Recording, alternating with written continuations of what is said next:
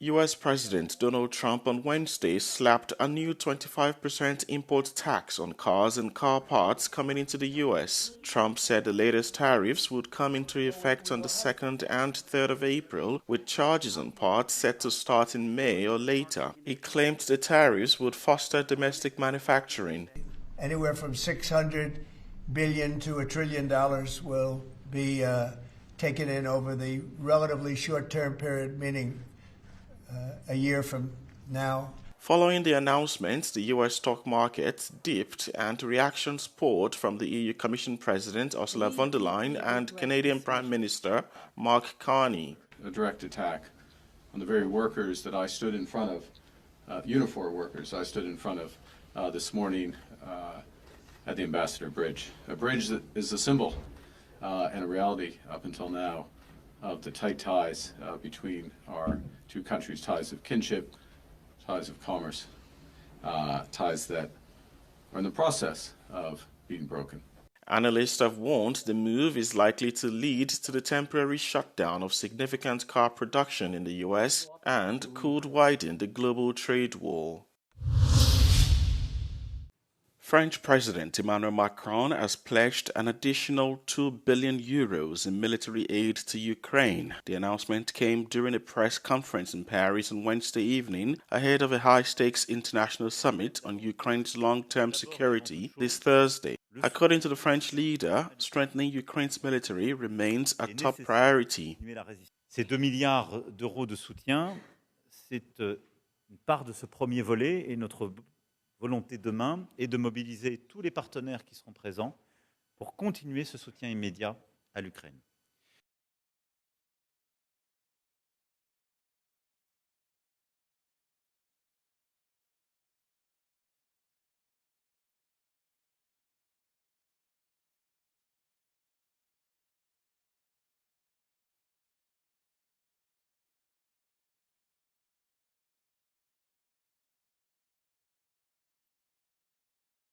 Delegations from around 30 countries are expected in Paris to take part in Thursday's summit to form what has been termed the coalition of the willing that could offer to maintain a future ceasefire in Ukraine. Turkey's president has accused the opposition of sinking the economy as massive protests against the arrest of Istanbul's mayor continue.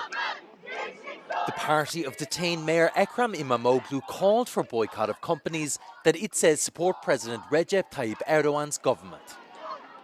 İmamoğlu was arrested last week and faces charges related to corruption and terrorism. Bizi gayrimeşru yollarla alt etmeye gayret edenleri, ülkeyi ve milleti ateşe atacak kadar gözü dönmüşleri asla unutmadık. Many consider İmamoğlu's arrest to be politically motivated and a way to remove a major challenger to Erdogan ahead of presidential elections scheduled for 2028. His detention sparked the largest wave of street demonstrations in Turkey in more than a decade and deepened concerns over democracy and the rule of law.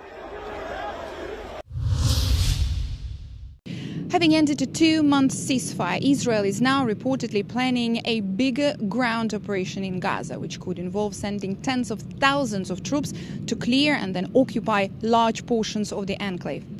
Almost a year and a half since Hamas' brutal attack of the 7th of October, Israeli Prime Minister Benjamin Netanyahu seems to be more determined and more empowered than ever to achieve the stated goals of dismantling of Hamas' governing and military capabilities and removing any future threat from Gaza.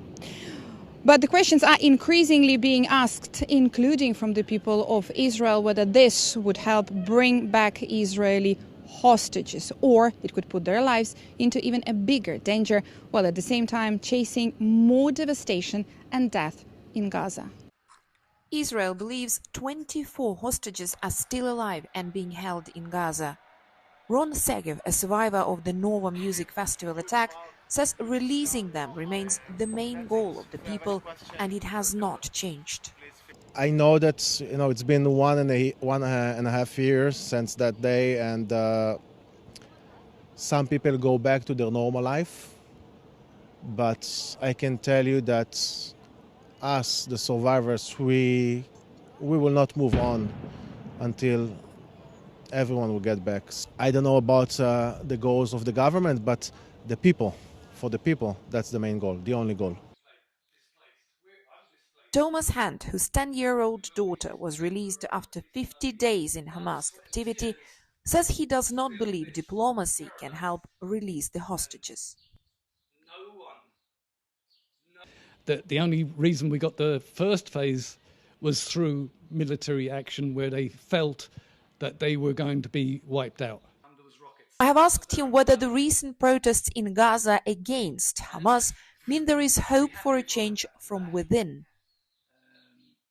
There is a hope because they're actually risking their lives to do it. They're civilians, let's say, going against an armed terrorist organisation. They will be crushed. They don't have a chance, no. Maybe in the future, if the UN, Egyptian army, Israeli army go in as an international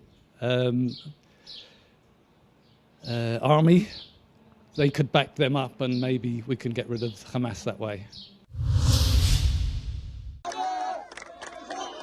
Palestinians in Gaza have staged a rare public protest against Hamas, calling for the militant group to end the war. Videos circulating online showed hundreds of people marching in an anti-war rally in northern Gaza, chanting slogans like Hamas out and holding signs saying stop the war. The protests reportedly also spread to other parts of the enclave, with some taking place as far south as Khan Yunis, according to online users. One protester said that while the rallies may not end the Israeli occupation, they could pressure Hamas to make concessions. Rights groups accuse Hamas of violently suppressing dissent, quashing protests in the areas it controls, and jailing and torturing critics. The protests erupted a week after Israel ended the ceasefire with Hamas by launching a surprise wave of strikes, which killed hundreds of people.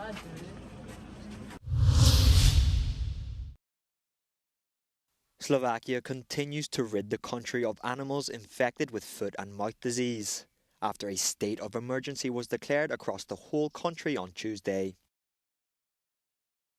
Disinfection mats have been installed at border crossings with Hungary, while veterinarians and police are monitoring the situation in the field. The new outbreak of the disease has been detected in Hungary, approximately 15 kilometers from the Slovak border, near Bratislava.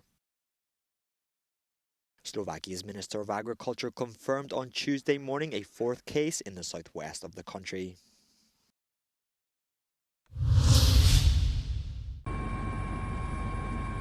Record-breaking rains in March have brought relief to Spain after a stubborn drought last year.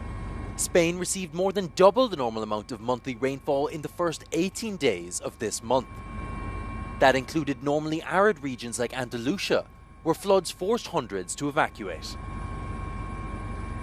The blessing and the curse of Spanish climate is exactly that. We have these periods of extended drought that are usually ended with these kind of situations. Having said that, the rain we had in March, especially excluding the northwestern, has been quite exceptional in most areas.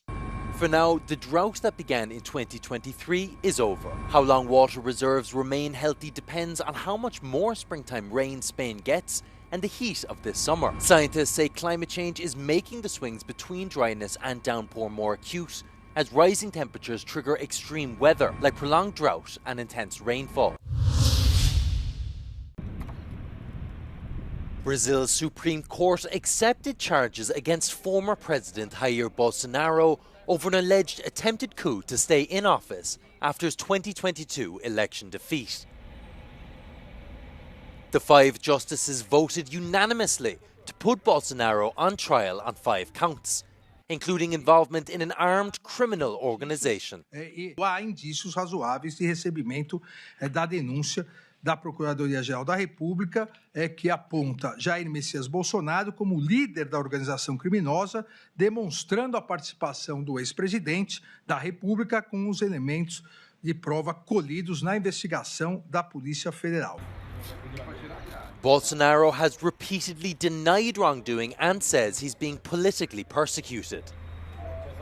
Under Brazilian law, a coup conviction alone carries a sentence of up to 12 years.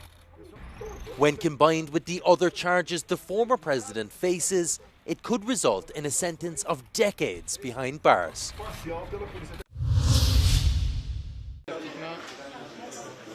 A woman accusing French actor Gérard Depardieu of sexual assault told a trial on Wednesday that he groped her several times in 3 separate incidents on set.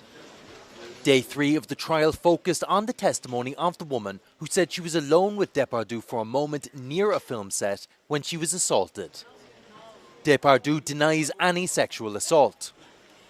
À partir du moment où il l'a traitée de menteuse, elle a refusé de lui répondre. Ma cliente n'est pas une menteuse.